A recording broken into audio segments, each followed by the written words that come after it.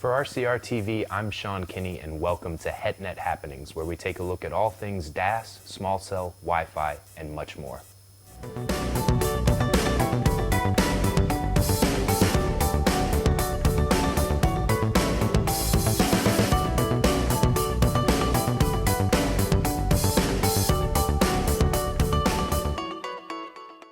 CommScope, thinking beyond today's technology to help you make the best decision for your network and your business. Telecom Careers, the #1 global telecom and wireless job board, telecomcareers.com. Welcome back to HetNet Happenings. We've got a great show for you this week that sort of continues our in-depth look at some of the key trends in the small cell space. But before we get into that, let's introduce our guest, Jason Marchek, the Service Director at Kern Analysis, which is located right here in Austin. Thanks for coming in, Jason. Yeah, absolutely. So before we dive into small cell and a few other topics, can you just tell us a little bit about your background in the industry and about the work that Kern Analysis does? Sure, yeah. Kern Analysis is one of the larger research firms in the telecom space, and so we're a little bit different in that we take a look at, or we approach the market more from a tactical perspective on how the vendors are competing with each other or how the network operators. So my group specifically looks at all of telecom infrastructure, basically anything that a vendor would sell to a network operator, be that hardware, if it's software, back office systems, manage their professional services to help them roll out and monetize their equipment. So we look fairly granularly at how these vendors compete with each other, and then in turn how they are, helping their customers, the operators, deliver compelling services to the end user or enterprise. Okay, and let's take that right into small cell. We've been hearing for years and years these just grandiose projections of small cell deployments. On the ground, it hasn't really kept pace with the projections, but 2015 seems like it's going to be a really big year for, major operators rolling out small cells, right? Yeah, I think so. We've a lot of folks ask, especially us, because we do look at how the vendors compete with each other. What are some of the key technology developments that are going into the market? And I think one of the key developments in general is the fact that, as you mentioned, this seems to be the year where real commercial momentum is getting off the ground. Yeah. And I think it's for a variety of reasons. I think the major reason was just there were macro build-outs to be done in advance of small cells. Mm-hmm. There are business issues to be overcome. There's a lot of siting issues. There are a lot of the things we've heard about rights of way. You're dealing with municipalities. You're dealing with a very fragmented system, and so a lot of like the old cable systems of years ago, where the cable company had to go municipality by municipality to gain the right to provide services to the customers. It's even more granular when you're talking about small cells. Mm-hmm. So there's street furniture that's owned by one person. There's depending on where you are, there's things that how the small cell can look from an aesthetic point of view. So I think what is happening with the industry is there's enough, I guess, experience there that you're starting to see batch agreements. Mm-hmm. You're starting to see more movement, coming together on how to make these things look nice, where to site them, how to make sure that they work properly, how they don't interfere with each other. So there were a lot of issues beyond just the size of the radio that really had to come together before we could, mm-hmm. Before the industry could really take off. We're starting to see that now. Mm-hmm. And we're also starting to see, I think, from just a business tension point of view, the idea, smartphones have gotten to the point of penetration where if an operator is making an investment into LTE, and they're marketing themselves on the fact that we have a great 4G network, and this means you're going to be able to enjoy all the things that you want to enjoy on your phone from a video perspective, mm-hmm. from the ability to make a call whenever you need to make a call, receive a text message, things of that nature. That customer experience is starting to be impacted now to the extent that you need small cells to really mm-hmm. come in and start to fill those gaps. I think simultaneous to that, you're also seeing workforces become more mobile orientated in the terms of how they communicate, and mm-hmm. so you're seeing large companies now start to understand, hey, we have to mobilize our workforce from the perspective of being able to make sure that they can do their job from their mobile as well as they can from their desk phone. And so from the enterprise perspective, you're starting to see some interest from large companies equip their campuses so that their workforce can be as productive as they can possibly be. So there's a lot of issues, business issues, technology issues, just kind of political issues, and they're all starting to be overcome to the extent which now you're starting to see numbers that we were projected a couple years ago. I think now you're starting to see that happen. I guess one of the companies I've really been watching is Sprint. They've obviously made a lot of noise about their network upgrade plans, and while those haven't really been publicly announced, everybody seems to think that's going to be small cell heavy. We wrote a story a few weeks ago with the CEO of Sprint. He was down in Miami talking with the mayor of the city about their plans for a small cell rollout there. And I mean, it's hundreds and thousands of small cells in one municipality. Right. So I wanted to ask you about sort of that process that you alluded to. You got to, find a site, then you got to secure fiber access. You got to deal with local planning and zoning departments in terms of right-of-way concurrence. So it really is a complicated process that you might have to go through 1,000 times just in one market. So, I mean, scalability's got to be key to these deployments, right? It has to be. I mean, scalability is absolutely key. I think you hit it that, you have to find a willing partner, especially at the sort of the city level, to help you cut through a lot of this red tape. Yeah. So if you're finding, you will see markets that are going to be more amenable to it than others for a variety of reasons. And so I think you will see some municipalities that have some vested interest, whatever that might be, in sort of partnering, with a particular carrier or even a group of carriers. I think the extent to which you can find partners that can help cut through red tape are going to be important. And then if you can do that, I think small cells, especially for a company like Sprint, who are trying to, they're fighting a pretty fierce battle against AT&T and Verizon, and I guess increasingly T-Mobile as well. Less and less so is a company going to be able to use LTE as a marketing term if they can't guarantee that you can have access to those services whenever you want. And I think we're still, anytime you're in any type of an urban core during rush hour, and it probably doesn't matter who you're with, you're going to experience some frustration with, trying to upload something that you want to upload to whatever your social media site of choice is. And so if you are a Sprint and you want to differentiate yourself in a meaningful way to take customers, probably at the rate they have to take customers from the AT&Ts and Verizons of the world, I think small cells is a great way to do that, because if you are able to sort of fill in and have that capacity to where at peak hours, if you're at the bar, you're at the game, or wherever you are, and you want to upload that picture, you want to download something, you can. That's going to be meaningful differentiation. And so I do think small cells are a major way of helping an operator to do that. Yeah, and I'm so kind of interested in the whole deployment process. We did the show live from Small Cell World in London, I guess maybe 6 weeks ago. Yeah. One of the things that really stuck with me on one of the panels, they sort of agreed that to make the business case work, you need to get the one deployment cost down below $20,000, which has just this whole host of issues, even from the workforce side. You need to go with sort of less skilled laborers to deploy these small cells than their more expensive alternatives. So just the OpEx implications of like a large scale small cell rollout kind of fascinate me. We've just seen so many of them right now. I think the last one we wrote about was Grant Park in Chicago. They added 12 small cells to up the capacity to accommodate Lollapalooza.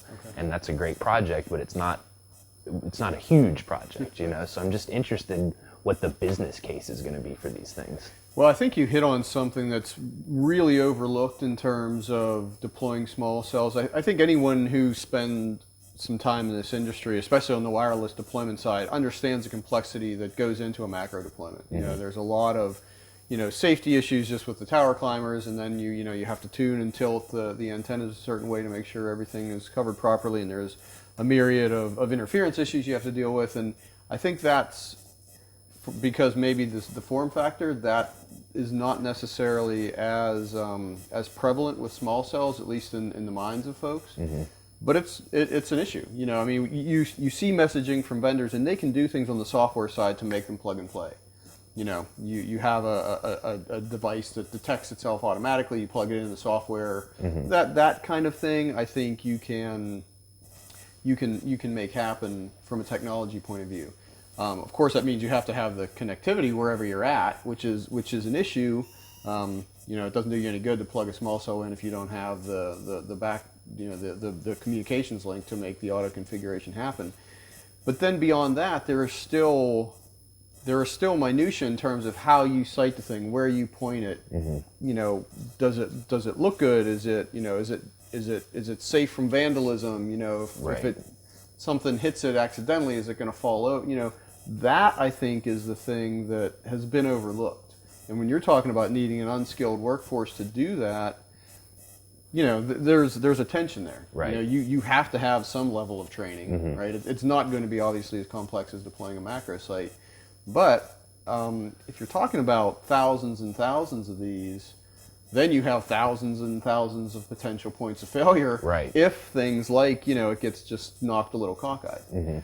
So that's the aspect of the deployment that I don't think was necessarily fully realized until an operator tried to undertake a big deployment and realized, wow, you take the variables that could come into play and then you multiply them by factors of X, and that's a big issue.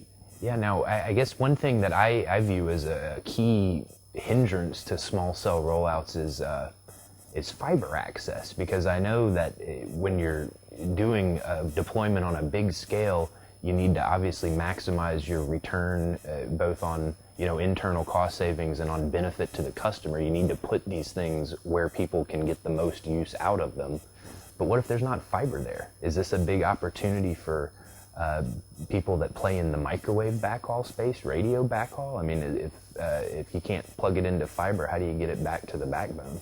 Yeah, absolutely. And I think we're seeing, not necessarily just confined to small cells, but as we start to think about things like virtualized RAN, fiber front haul, or just mobile front haul has become something that's probably over the last 6 months has become as hot as any topic in sort of the radio area. And that is, it's fiber, sure, is the preferred mechanism, but like you said, you're not going to be able to string fiber everywhere. So how do you overcome that? Microwave is obviously something that's that's a viable solution. We're starting to see some folks. I mean, it was previously accepted that Ethernet was just really not going to be able to cut it, but now we're starting to see some front haul solutions come out that are Ethernet based.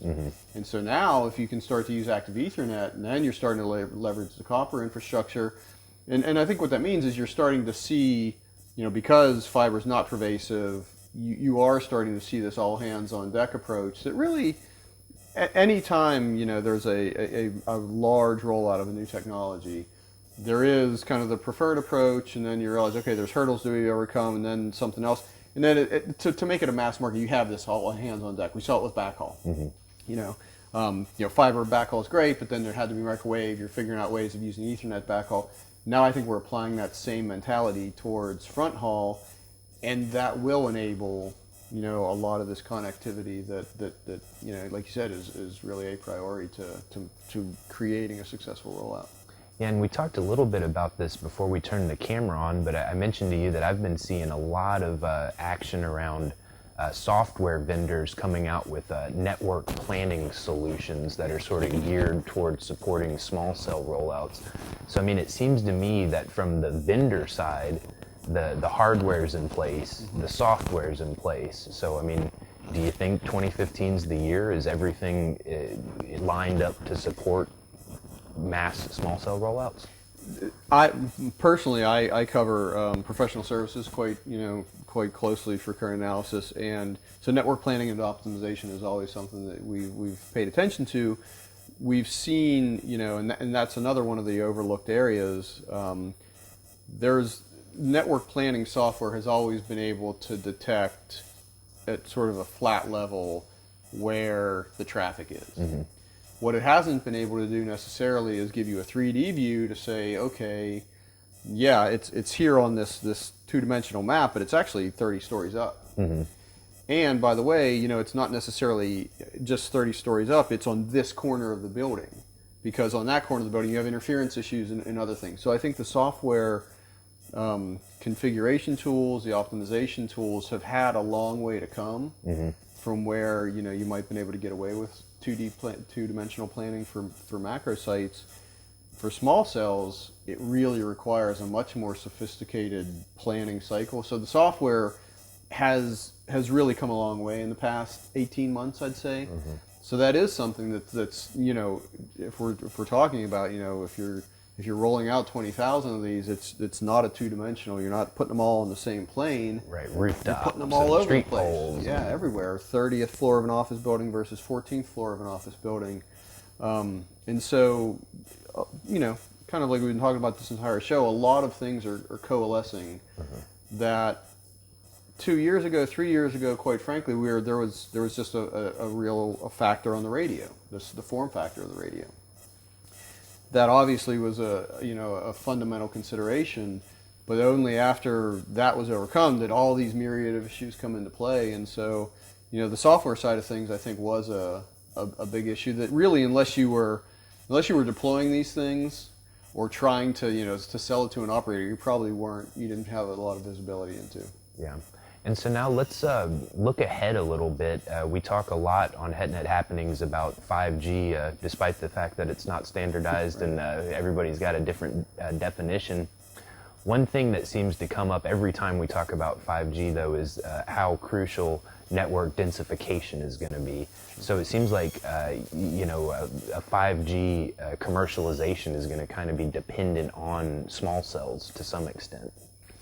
I think so. I mean, I think if you look at 5G as more than just a radio technology, it is this idea of network densification, and it's also this idea of seamless connectivity regardless of where you are, regardless of the form factor, device, or interface you're using.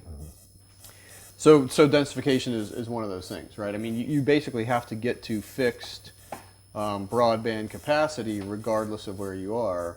So small cells is fundamental Wi-Fi, and then the interplay between those two things.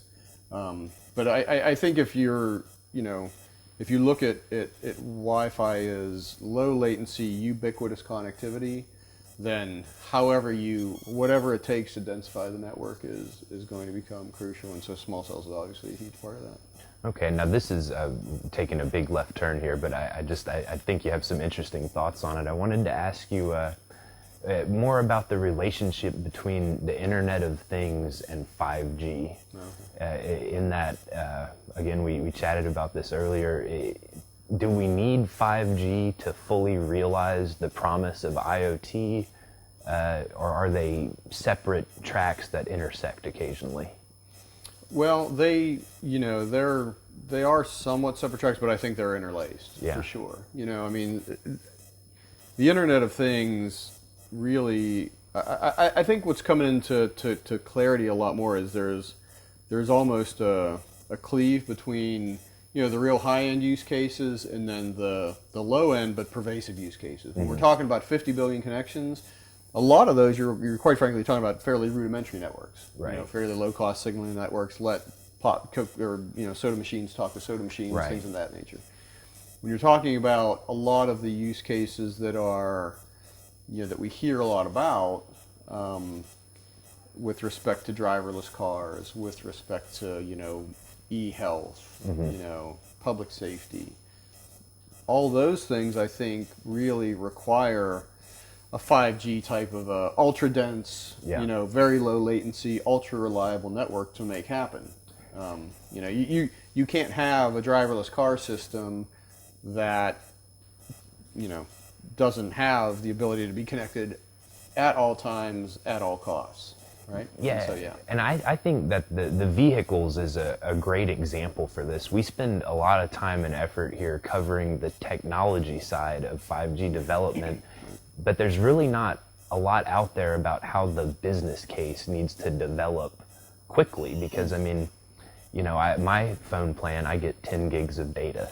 And so you talk about autonomous vehicles. I've heard estimates that these things are producing a gig a minute of data. So, I mean, I would have exhausted my data plan before I got to work one day of the month. So, I mean, the whole pricing of data has got to dramatically shift, right? I think it has to dramatically shift. I think you're also talking about who bears the cost of that. Right.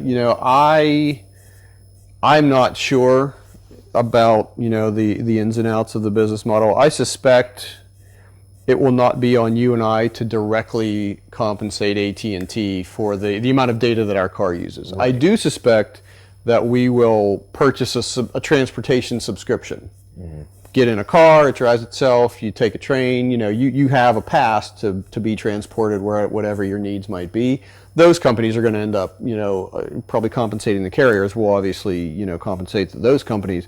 But I think you're right. I think that, beyond the fact that we need to get to exponential increases in capacity, which is, a technology issue, the business issue, the business case modeling is absolutely something that is still very much in flux. And so it's easy enough for us to sit here and talk about, okay, a transportation subscription. Well, that in itself is a huge undertaking. I have heard car companies say that, in 10 years' time or 15 years' time, whatever the time frame is, we won't be selling vehicles, we'll be selling transportation. Yeah. But, what does that mean? I mean, am I going to give up my willingness to purchase a car? I mean, I think you are seeing generational shifts. I think, a generation younger than my own is probably a lot more amenable to not owning a vehicle than maybe my generation is, our generation might be. But at the same time, there's still going to be a lot of overlap and a lot of things to be worked out before we 100% get there. Yeah, we might have to do a whole nother show on that, because I can imagine a scenario where I'm buying a car insurance policy from AT&T because if there's a latency blip and my car runs into a ditch, just the whole business case associated with that whole thing is fascinating to me. But Jason, as we wrap up here, can you put in a plug for Current Analysis, the folks that want to keep up with the work that you guys do? What's the website? It's currentanalysis.com. It's a subscription site, so we have a public blog site. It's called Network Matter, so just networkmatter.com, and that's where you'll see us talking a lot about things that may or may not be. At Current Analysis, we're talking a lot about how does Ericsson small cell compare to Huawei's or Nokia's. On the blog, we tie that into a lot of the implications, the downstream implications of, okay, we understand the competitive dynamic. Now, what does that mean for how it sort of disperses into the marketplace? And so there's a couple different ways, but Network Matter is the public site, and then the free site, and then there's the subscription site, obviously. All right, well, we'll keep up with you there. And Jason, thank you so much for coming in to join us. And to the folks at home, thanks for tuning in. I've got a few plugs. If you want to keep up with us, check out rcrwireless.com for multimedia content. Check out the RCR TV website as well as our YouTube channel. Be sure to hang out with us on Twitter, and we'll see you next week here on HetNet Happenings. HetNet Happenings is a production of RCR TV. To reach Sean Kinney or to suggest a show topic for HetNet Happenings, you can reach Sean at skinney@rcrwireless.com, on Twitter at SeanKinneyRCR. To find out more about the latest in HetNet and all things wireless, dig into rcrwireless.com.